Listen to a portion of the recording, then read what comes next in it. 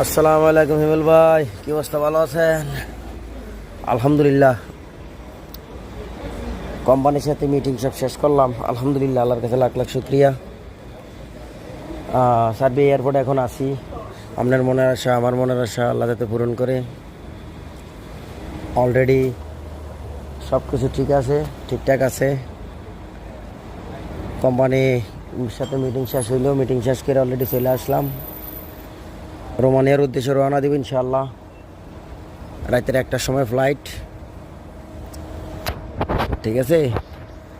এই যে Romania Serbia airport, Romania যাওয়ার উদ্দেশ্যে সার্বিয়া এয়ারপোর্টে চলে আসলাম। রোমানিয়ার তুলনায় আলহামদুলিল্লাহ সার্বিয়া অনেক সুন্দর একটা দেশ, ভালো লাগছে অনেক।